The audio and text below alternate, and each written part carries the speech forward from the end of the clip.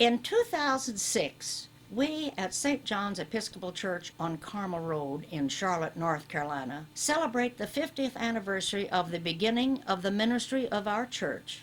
St. John's has approximately 2,700 communicants and an average attendance of about 1,000 on any given Sunday at the three services. St. John's community has developed as a result of the sacrifice, dedication, work, faith, and devotion of our members over the past 50 years. To those persons, we today are eternally grateful because we worship together and enjoy St. John's now as a community of Christians devoted to the growth of our church and the ministry of Jesus Christ. It is, therefore, fitting at this time that we inquire how the St. John's community developed from 43 initial charter members and 52 initial communicants at the first St. John's service held January the 1st, 1956. In early September of 1955, 4 couples, strangers to each other at the time, pledged their financial support and their future spiritual dedication to the establishment and growth of the proposed new mission.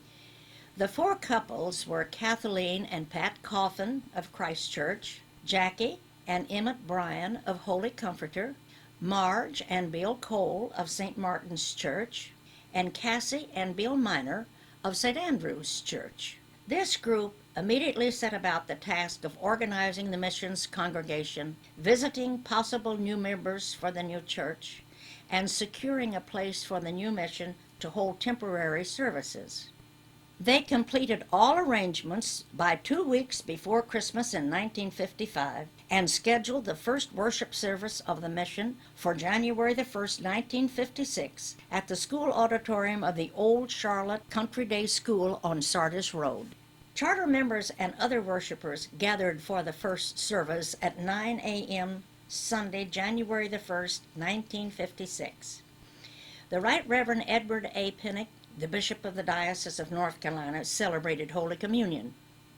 Since the mission did not have a vicar at the time, the Reverend W. H. Wheeler, a retired priest, and the Reverend Joseph L. Kellerman assisted them from time to time in services at the new mission. When no priest was present, the services were read, including a sermon by members of the mission, including Bill Cole and C.H. Touchberry.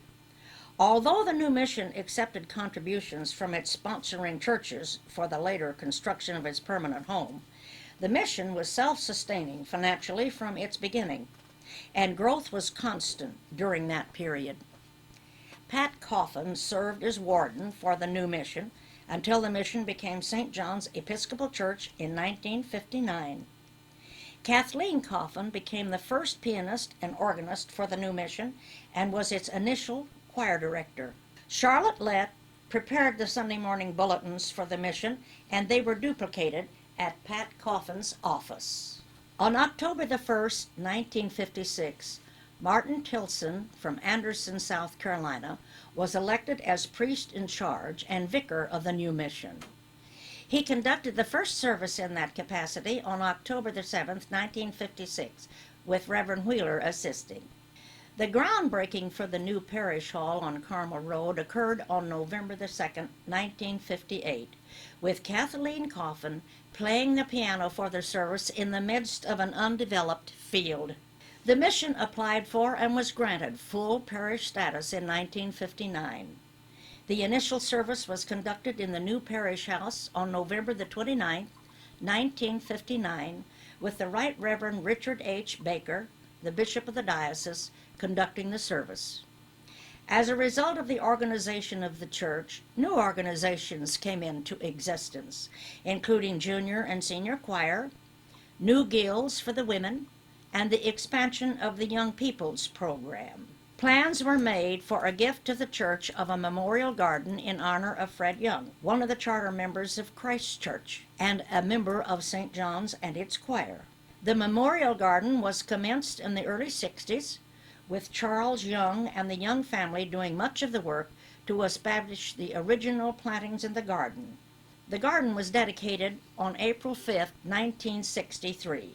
As the ministry of the church continued to grow and expand, church leaders realized the church facilities were inadequate for the needs of the rapidly growing congregation. Thus, in April of 1960, they appointed a planning committee to investigate the expansion of the church. As a result of that initial effort, an expansion fund drive was begun in the fall of 1961. The financing on the existing parish hall was retired in 1964, and long-term financing was arranged for the expansion of the new church building and was begun in July of that year. The expansion included new Sunday school rooms and the sanctuary, and the new facility was completed and dedicated on September 21st, 1965, by the Right Reverend Thomas Frazier, Jr., Bishop of North Carolina. In the meantime, the ministry of the church continued to grow and expand. The Reverend Martin Tilson left St. John's as its rector in 1967,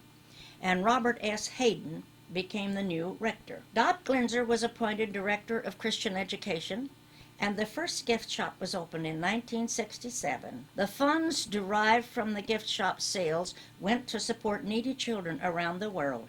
Robert S. Hayden left St. John's in 1973, and Robert L. Hayden became rector in December of 1973. The first parish weekend at Canoga was organized by Bob Hayden for the last weekend of April 1974, and the arts ministry TAMS, produced Noah's Animals, the first in a series of plays. In 1981, a refugee family from Southeast Asia was adopted and supported by St. John's until they became self-sufficient and moved to another state. In the early 1980s, it became apparent that additional Sunday school and office space was needed, and certain deficiencies in the existing facilities required urgent attention.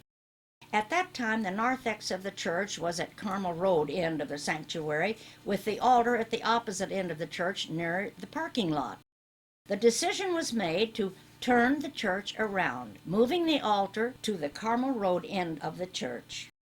At the time, a new columbarium was erected, a new organ was contributed as a part of the building program, and stained glass windows were purchased to replace the translucent windows. Robert L. Hayden left St. John's at the end of 1992, and Charlie Riddle, an experienced retired priest, was elected to serve as interim rector until a new rector could be chosen and called. Mr. Riddle served as rector for 2 years and was very effective in holding the membership of the church together while the search for a new rector was completed. Marty McCarthy of the Epiphany Parish in Southern Virginia was selected as rector in 1995. The church began a rapid expansion of its membership and its outreach program during the succeeding years. The amount of the budget allocated for outreach increased exponentially over the next few years, and special outreach programs were commenced, including the Canoga Kids and Habitat for Humanity work. St. John's members assisted significantly in the establishment of the Trinity School and the Church of the Beloved, and were also especially active in efforts beyond our community.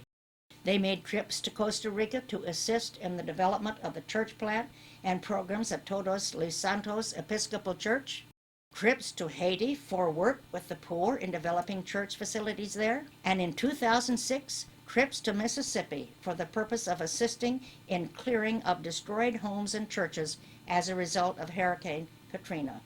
It became apparent that the membership of the church had again outgrown its facilities. Church leaders decided that the church would undertake to build a new parish hall with associated offices, meeting rooms, church school classrooms, a chapel, and related facilities.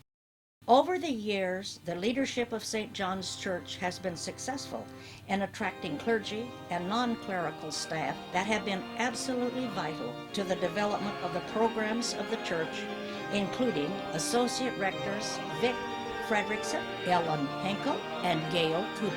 Assistant Rectors Robert Williams, Paul Martin, and Clayton Townsend. Pastoral Priest Terry Harris, and others including Beth Ely, Patricia Turk, Rachel Haynes, Lionel Gilmore, and Jenny Herring. In celebrating our 50th anniversary, we are thankful for the generosity, the dedication, the prayerful faith, and the farsightedness of our vestry members, our church staff, our clergy, and clerical staff over 50 years. Without them, their help, their understanding, work, and cooperation, the development of the church and its many programs at this point in 2006 would not have been possible.